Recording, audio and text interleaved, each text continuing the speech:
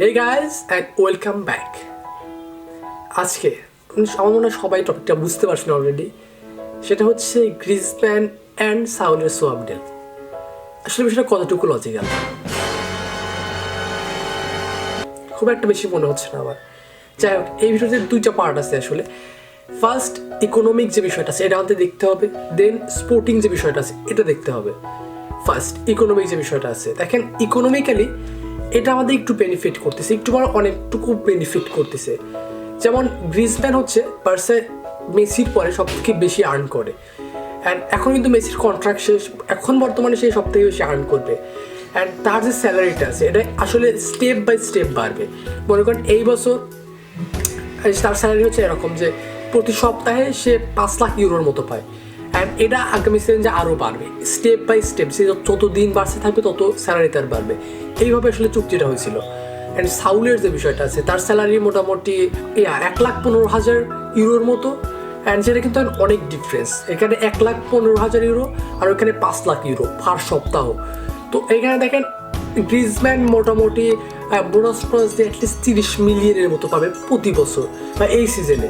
So 30 million কিন্তু huge একটা মানি। And যে ডিলটার কথা আসলে বলা হচ্ছে এখানে সাউল প্লাস 15 মিলিয়ন। এখন সাউলের যে বিষয়টা আছে, সাউলের 15 মিলিয়ন আমি আসলে আরও বেশি এক্সপেক্ট করি, কারণ আমার মনে হয় না সাউল দ্যাট লেভেলের প্লেয়ার। আমি যদি ইকোনমিকের বিষয়টা শেষ করে দিই, দেখেন ইকোনমিক্যালি এখানে 30 মিলিয়ন ধরে ফাঁকা করতেছি বেতন থেকে, তারপরে এক্সট্রা একটা মানি পাচ্ছি অ্যাথলেটিকো মাদ্রিদের কাছ থেকে। সো এখানে দেখেন আমরা মেসির যে রেজিস্টার করতে পারতেছি না, কিন্তু এখনও তাকে রেজিস্টার করা সম্ভব হবে যদি আসলে অ্যাথলেটিকোতে গ্রিজম্যান ব্যাক যায়। এখন দেখেন দুইটা প্লেয়ারই কিন্তু সম্মত আছে এই মুভটার জন্য, কারণ গ্রিজম্যানও হয়তো ভাবতেছে আমি ক্যান অ্যাথলেটিকো ছাড়ছিলাম ভাই, ক্যান ক্যান ক্যান ক্যান আর এখানে সাউল ভাবতেছে বার্সায় গেলে খারাপ হয় না। এই যে ও একটা মোটামুটি একটা মিডফিল্ডার আসলে নিজে এখনও ওভাবে প্রমাণ করতে পারিনি। আই গেস একটা সময় ছিল যেখানে আসলে সাউল খুব বেশি হাইপ ছিল, বাট ওই জিনিসটা এখন আর নাই। সো এখানে ইকোনমিক্যালি বিষয়টা কিন্তু মেক সেন্স করে। মেসিকে দেখেন ফার্স্ট অফ অল আমরা 30 মিলিয়নের মতো স্যালারি সেভ করতেছি, দেন আসলে গ্রিজম্যান মোটামুটি ভালোই করছিল, তারপর আসলে ব্যাড লাক আমি বলবো এখানে গ্রিজম্যানের। তারপর তাকে মেসিকে আমরা রেজিস্টার করতেছি, একটা মিডফিল্ডার লাগতো কোমানের, সেটাও পাচ্ছে। সো মোটামুটি ইকোনমিক্যালি একটা ভালো ডিল আমরা পাচ্ছি। বাট আমি যদি স্পোর্টিং লেভেলে যাই, এটা কতটুকু লজিক্যাল স্পোর্টিং নিয়ে দেখেন গ্রিজম্যানের যে বিষয়টা, সে ওয়ার্ল্ড ক্লাস একটা উইঙ্গার বা অ্যাটাকার বলা যায়। উইঙ্গে খেলে, সেকেন্ড স্ট্রাইকার খেলে, সব পজিশনে খেলতে পারে বা 2 পজিশনে খেলতেছে বর্তমানে। সো এখানে দেখেন আমার মনে হয় যে আমি যদি আসলে এক্সপেক্ট করেন যে একটা প্লেয়ার প্লাস গ্রিজম্যানকে আমরা সোয়াপ করবো, আমি আসলে সাউলের থেকে বেটার একটা প্লেয়ার এক্সপেক্ট করি। এখন বার্সারও কাছেও কোনো অপশান নেই, লাপুর্তার কাছেও কোনো অপশান নেই, তার হাত বাঁধা। কারণ কি, লাপুর্তা যে ডিলগুলো করছে এটা অনেক কস্ট করতেছে বর্তমানে। দেখেন আমরা ট্রিঙ্কাউকে অলরেডি লোনে পাঠিয়ে দিছি, প্লেয়ারের সেল দেওয়ার জন্য আমরা ডেসপারেট, কারণ বেতন না কমাইলে আমরা প্লেয়ার রেজিস্টারই করতে পারতেছি না।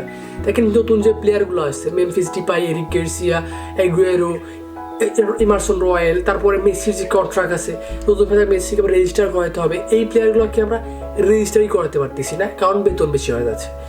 সো বেতন ওই লিমিটটা আনতে হলে বড় প্লেয়ারগুলোকে সেল করতে হবে। এখন দেখেন বার্সার কাছে বড় প্লেয়ার কারা আছে, ডেম্বেলে, ফিলিপে কোতিনো, অ্যান্টোনি গ্রিজম্যান, যাদের সেল দিতে পারবে বা সেল দেওয়া উচিত। বাট দেখেন ডেম্বেলে ইনজুর, তাকে সেল দেওয়া সম্ভব না, মানে অপশন বাদে না। তারপরে ফিলিপে কোতিনো, একে সেল দেওয়া আরও কঠিন, মানে কোনো রকম ফর্ম নাই, ইনজুর ছিল মোস্ট অফ দ্য সিজন। এভারটনের সাথে একটা লিঙ্ক শুনছিলাম, তাও ওরকম সলিড কিছু লিঙ্ক নাই। সো তাকে সেল দেওয়া আরও কঠিন। একমাত্র ওখানে অপশন অ্যান্টোনি গ্রিজম্যান। মেসিকে রাখতে হলে গ্রিজম্যানকে সেল দিতে হবে, তাছাড়াও বার্সার কাছে কোনো উপায় নেই। সো বার্সা এখানে ডেসপারেট। অ্যান্ড আমি বলবো গ্রিজম্যানের জন্য ব্যাড লাক। দেখেন এমন একটা পজিশনে পড়ছে, গ্রিজম্যান আসলে বার্সা ফ্যানদের রেসপেক্ট আর্ন করছে, সে নিজেকে প্রমাণ করছে, তারপর তার ব্যাক সাইড হচ্ছে অ্যাথলেটিকোতে। অ্যান্ড আমরা হয়তো বা গ্রিজম্যানকে সেল দিয়ে 60 মিলিয়ন বা 70 মিলিয়ন বা 80 মিলিয়ন পাইতাম যদি হয়তো ভালো কোনো ক্লাব ইন্টারেস্ট দেখাতো, হয়তো বা চেলসি বা ম্যানচেস্টার সিটি বা পিএসজি এরা যদি কেউ নিতে চাইতো, হয়তো আমরা একটা অ্যামাউন্ট পাইতাম।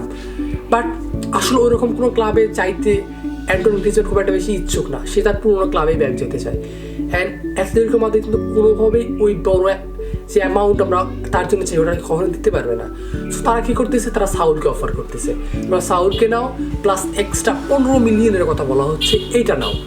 এখন যে 15 মিলিয়ন এটা আসলে অ্যানাফ কিনা, আমার মনে হয় না দিস ইজ অ্যানাফ অনেস্টলি। কারণ যেহেতু সাউলের, আমি যে বলি সাউল একটা সময় ছিল যখন অ্যাথলেটিকো মাদ্রিদ 2014-তে ফাইনাল খেলছিল চ্যাম্পিয়ন্স লিগের, তখন সাউলের খুব বেশি হাইপ ছিল, সে অনেক বেশি প্রমিস দেখাচ্ছিল, বাট ওই জিনিসটা না ওরকম মানে ফুটে তুলে নেয়, যেমন আর্তুরের মতো। আর্তুর একসময় খুব বেশি ভালো করতেছিল, বাট দেখেন ইভেন্টে যায় কিন্তু সেভাবে নিজেকে তুলে ধরতে পারে নাই।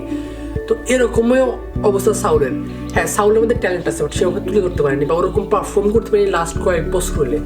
সো এখানে সাউল আসলে আমার মনে হয় না ডিরেক্টলি আমাদের কোনো মিডফিল্ডারকে সে চ্যালেঞ্জ করতে পারবে, যেমন পেড্রি বা বুস্কেটস বা ফ্র্যাঙ্কি ডিয়ং। আমার মনে হয় তারা কেউ তাকে রিপ্লেস করতে পারবে, হয়তো বা সে রোটেশনে আসবে। বাট ওভারঅল আমার মনে হয় না সাউল একদম যে টপ কোয়ালিটি একটা মিডফিল্ডার আসবে, সব কিছু চেঞ্জ করে ফেলবে মিডফিল্ডে, এমন কেউ না।